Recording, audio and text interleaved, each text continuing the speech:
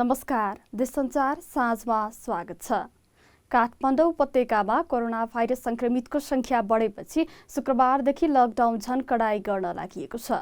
गृह मन्त्रालयमा बिहिबार काठमाडौँ, भक्तपुर र ललितपुर तीनै जिल्लाका सिडिओ, उपत्यकाका मेयरहरू, उपत्यका प्रहरी प्रमुख, ट्राफिक प्रहरी प्रमुख सहितको बैठकले बाहिरबाट काठमाडौँ प्रवेश गरेकामा कोरोना भाइरस संक्रमण देखिएपछि लकडाउन कडाई गर्ने निर्णय गरेको बैठकमा सहभागी एक अधिकारीले जानकारी दिए। बैठकले उपत्यका प्रवेश गर्ने नाकामै कोरोना भाइरस संक्रमण परीक्षण गर्ने र काठमाडौँ उपत्यकामा लकडाउनको स्थितिलाई वैशाख 24 अघि फर्काउन सुझाव दिएको ती अधिकारीले जानकारी दिए। उपत्यकामा लकडाउन बीच वैशाख 25 पछि खुलाउने निर्णय भएका सङ्घ संस्थाहरूलाई पुनः बन्द गराउन सुझाव दिएको हो। यस्तै मन्त्रालयले एउटै जिल्लाभित्रका लागि जारी गरिएका सबै सवारी पास पनि खारेज गर्ने निर्णय गरेको छ। यो निर्णय शनिबारदेखि लागू गरिनेछ।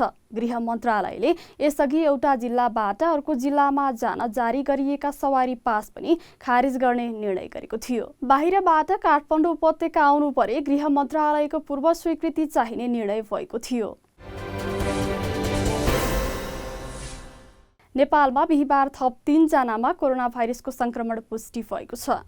स्वास्थ्य मन्त्रालयका अनुसार काठमाडौँका 32 वर्षीय पुरुष, कपिलवस्तुकी 6 वर्षीय बालिका र नवलपरासी पूर्वका 49 वर्षीय पुरुषमा संक्रमण पोजिटिभ देखिएको हो। मन्त्रालयको नियमित ब्रिफिङका क्रममा प्रवक्ता डाक्टर विकास देवकोटाले संक्रमित मध्ये 198 जना पुरुष र 48 जना महिला भएको जानकारी दिएका छन्। यो सँगै नेपालमा कोरोना संक्रमितको कुल संख्या 246 पुगेको छ। ती मध्ये 35 जना उपचारपछि निको भएर घर फर्किसकेका छन्। कपिलवस्तुकी 6 वर्षीय संक्रमितको भने काठमाडौँ त्रिवी शिक्षण अस्पतालमा उपचार भइरहेको थियो। दूधको ट्याङ्करमा चढाएर उपचारका लागि काठमाडौँ ल्याएकी उनलाई बिहिबार बिहान कोरोना भाइरस संक्रमण पुष्टि भएको हो। खाँटीको समस्या देखिएर उनलाई उपचारका लागि ल्याइएको थियो। त्रिवी शिक्षण अस्पतालले उपचाररत 6 वर्षकी बालिकामा कोरोना भाइरसको संक्रमण पुष्टि भए पनि अस्पतालको कुनै पनि वार्ड सिल नगरिएको जनाएको छ। बालिकालाई गणेशमान भवनको आइसोलेसन वार्डमा सारिएको त्रिवी शिक्षण अस्पतालले जनाएको छ। कोरोना भाइरस संक्रमण जोखिमबाट बच्न कालीमाटी फलफुल तथा तरकारी बजारमा आज कोरोना भाइरस परीक्षण गरिएको छ। काठमाडौँ महानगरपालिका र कालीमाटी फलफुल तथा तरकारी बजार विकास समितिको समन्वयमा कोरोना भाइरस परीक्षण गरिएको हो। प्रभात खनाल र सुजता खत्रीको रिपोर्ट।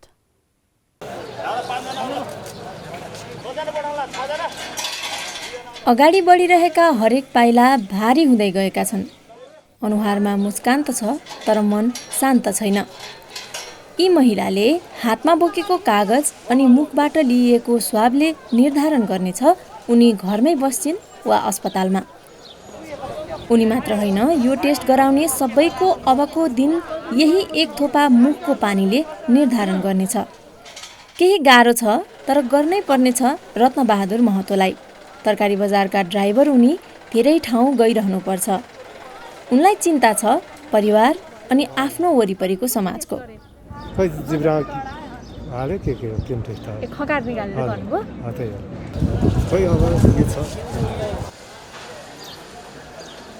कालीमाटी तरकारी बजारमा अरू बेला लाग्ने भन्दा फरक भिड बिहिबार लागेको थियो।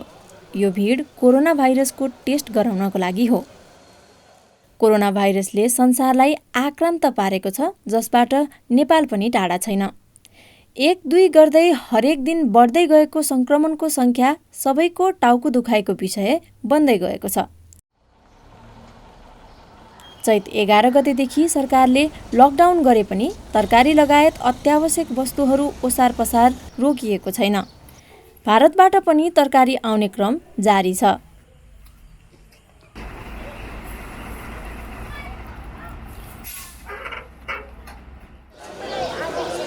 कालीमाटी फलफुल तथा तरकारी बजार विकास समिति र काठमाडौँ नगरपालिकाले संयुक्त रूपमा बजारसँग प्रत्यक्ष सम्बन्धित व्यक्तिहरूमा कोरोना भाइरसको परीक्षण गरेको हो। आज चाहिँ मुख्य गरेर चाहिँ कालीमाटी बजार क्षेत्रभित्र चाहिँ कार्यरत रहने व्यवसायीहरू, मजदुरहरू अनि ढुवानीमा संलग्न भएका मान्छेहरू, समितिका कर्मचारीहरू जो चाहिँ प्रत्यक्ष यो चाहिँ मासमा चाहिँ कन्ट्याक्टमा आएका व्यक्तिहरू नगर चाहिँ अब यो धेरै चाहिँ मिक्स माक्स भएको हुनाले संक्रमण हुन सक्छ भनेर यसो चाहिँ प्रिकसनको लागि हामीले यो टेस्ट गराउन गइरहेछौँ। यो चाहिँ महानगरपालिकाले चाहिँ सहयोग गरिरहेको छ। बिहिबार दिउँसो 11 बजेदेखि कालीमाटी तरकारी बजारमा झण्डै 650 जनाको PCR र RDT पद्धतिद्वारा कोरोना भाइरस परीक्षण गरिएको छ। व्यक्तिको ट्राभल हिस्ट्री र स्वास्थ्य अवस्था हेरेर RDT वा PCR कुन गर्ने भनेर निर्णय गरिएको थियो। परीक्षण गरिएका मध्ये 1/3 मात्र PCR पद्धतिबाट परीक्षण गरिएको छ। विकास समितिको अनुसार भारतबाट नेपालमा 23% भन्दा बढी तरकारी अहिले आयात भइरहेका छन्। यस्तै तराई लगायत देशका धेरै भूभागबाट तरकारी कालीमाटी भित्रिने गरेका छन्। कालीमाटीबाट विभिन्न ठाउँमा तरकारीहरू पुर्याइन्छ। यो क्रममा यात्रा गर्ने व्यक्तिको सम्पर्कमा आउने व्यापारी, सवारी चालक र भारी बोक्ने भरिया सबैको परीक्षण गरिएको हो। दैनिक विवरण लिएर स्वास्थ्य मन्त्रालयको तथ्याङ्क अनुसार पछिल्लो 24 घण्टामा नेपालमा 28 जना नयाँ कोरोना भाइरस संक्रमित पुष्टि भइसकेका छन्। मन्त्रालयले परीक्षणको दर बढाउँदै जाँदा संक्रमितको संख्या अझै बढ्दै गइरहेको छ। हामीले PCR र RDT दुवै विधिबाट परीक्षण गरिरहेका छौँ। हालसम्म PCR विधिबाट गरिएका परीक्षणहरूको संख्या 22,664 पुगेको छ, जसमध्ये आज 1,363 वटा परीक्षणहरू भएको छन्। त्यसैगरी RDT विधिबाट गरिएका परीक्षणहरूको संख्या हालसम्म 62,327 पुगेको छ, जसमा गत 24 घण्टामा थप 2008 वटा परीक्षणहरू भएका छन्।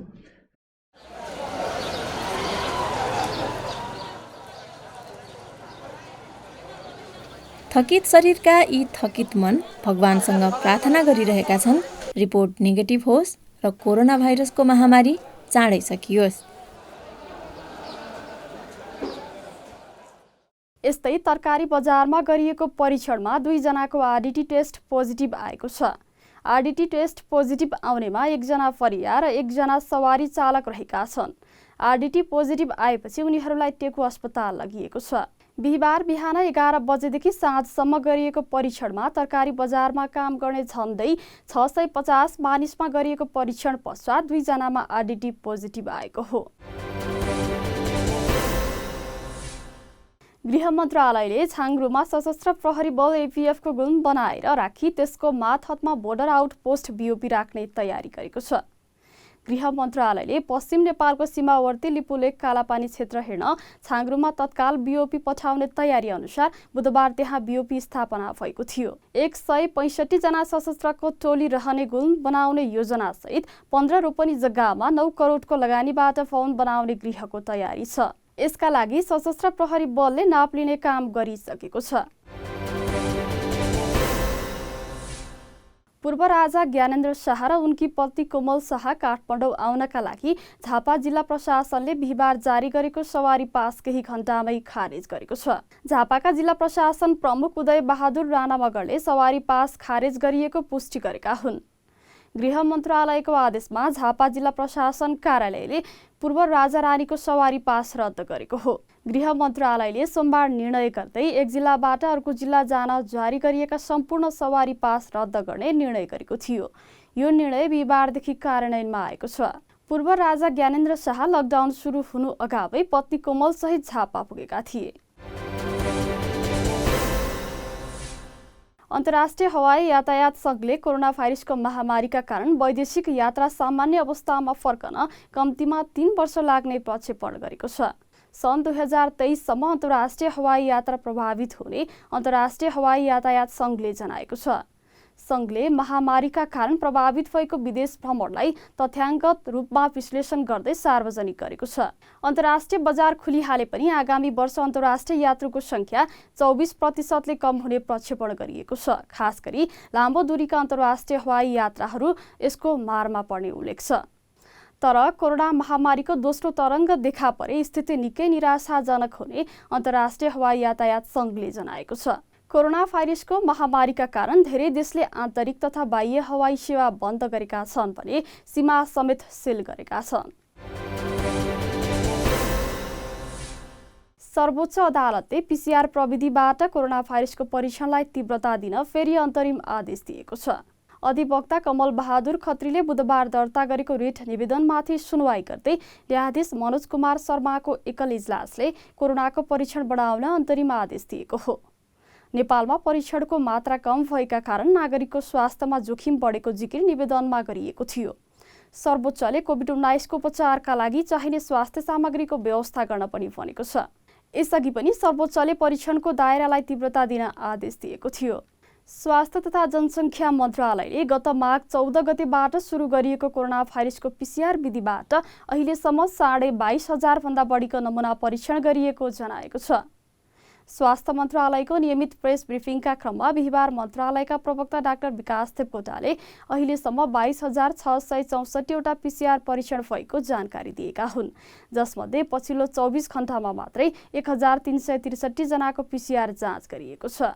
सरकारले कोरोना परीक्षणको दायरा बढाउँदै लगेको मन्त्रालयका प्रवक्ता डाक्टर विकास देवकोटाले बताए। डाक्टर देवकोटाले देशभर 53,835 जनालाई राख्न सक्ने क्षमताको क्वारेन्टाइन स्थापना भएको जानकारी दिए।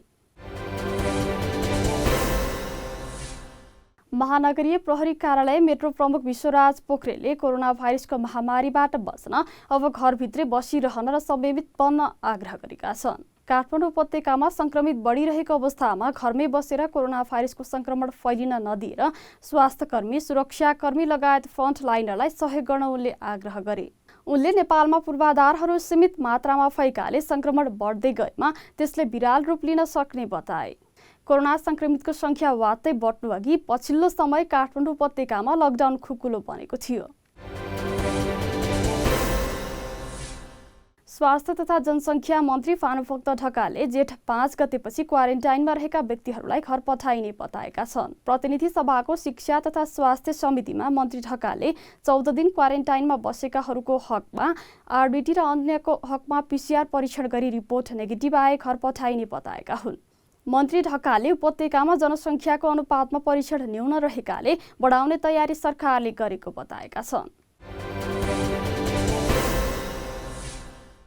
राहतमा कुहिएको चामल वितरण गरिएको पाइएपछि अख्तियार दुरुपयोग अनुसन्धान आयोगले धनगढी उपमहानगरपालिकाको राहत खरिद प्रकरणका कागजात जफत गरेको छ। बिहिबार अख्तियार दुरुपयोग अनुसन्धान आयोग कञ्चनपुरको टोलीले चामल खरिद प्रकरणका क्रममा तयार पारिएका सुरुदेखिका सम्पूर्ण कागजात जफत गरेको अख्तियारका प्रवक्ता टोप बहादुर विष्टले बताए। प्राप्त कागजात अध्ययन गरेर थप अनुसन्धान गरिने बताउँदै प्रवक्ता विष्टले अनुसन्धानका क्रममा कुनै पनि काम कारबाही रोक्ने आदेश भने नभएको बताए। विश्वभर हालसम्म कोभिड-19 संक्रमणबाट निको हुनेको संख्या 16,68,364 पुगेको छ। यस्तै कोभिड-19बाट विश्वभर 44,42,919 जना संक्रमित भएका छन् भने 2,98,327 जनाको मृत्यु भएको छ। अमेरिकामा कोभिड-19बाट दैनिक मृत्यु हुनेको संख्या पुनः बढेको छ। हालसम्म कोभिड-19बाट अमेरिकामा 85,197 जनाभन्दा बढीको ज्यान गएको छ। संक्रमितको संख्या पनि अमेरिकामा 14,30,348 भन्दा बढी रहेको छ। संक्रमितको संख्या अमेरिकापछि रुसमा धेरै भएको छ। रुसमा हालसम्म 2,52,245 भन्दा बढीमा संक्रमण पुष्टि भएको छ। त्यहाँ 2305 भन्दा बढीको ज्यान गएको छ। यस्तै बेलायतमा पनि कोभिड-19बाट 2,29,705 जना संक्रमित भएका छन् भने 33,186 जनाको मृत्यु भएको छ। इटालीमा कोभिड-19बाट 2,22,104 जना संक्रमित भएका छन् भने 31,106 जनाको मृत्यु भएको छ। यता छिमेकी मुलुक भारतमा पनि कोभिड-19बाट मृत्यु हुनेको संख्या 2,551 पुगेको छ। यस्तै संक्रमितहरू भने 78,194 पुगेका छन्। विश्व स्वास्थ्य संगठन WHO कोरोना भाइरस कहिले पनि अन्त्य नहुने सम्भावना रहेको भन्दै चेतावनी दिएको छ। WHO का आपतकालीन निर्देशक डाक्टर माइक रायनले बुधबारको ब्रिफिङको क्रममा कोरोना भाइरस चाँडै अन्त्य हुने भन्दै भइरहेका भविष्यवाणीतर्फ इङ्गित गर्दै यो भाइरस कहिले अन्त्य नहुने वा रहिरहने सम्भावना देखिएको बताएका हुन्। खोप पत्ता लागे पनि यो भाइरसलाई नियन्त्रणमा लिनका लागि बृहत स्तरको प्रयासको खाँचो पर्ने उनले बताएका छन्। कोरोना भाइरस विरुद्ध हाल 100 भन्दा बढी सम्भावित खोपहरू निर्माणको चरणमा छन्, तर खोप भएर पनि उन्मूलन नभएका धेरै रोगहरू रहेकाले कोरोना भाइरस पनि त्यस्तै हुन सक्ने उनले चेतावनी दिएका हुन्। आजलाई देशसञ्चार साँझ यति नै। भोलि फेरि यही समयमा ताजा समाचार साथ उपस्थित हुनेछौँ। थप समाचारका लागि www.desanchar.com हेर्दै गर्नुहोला।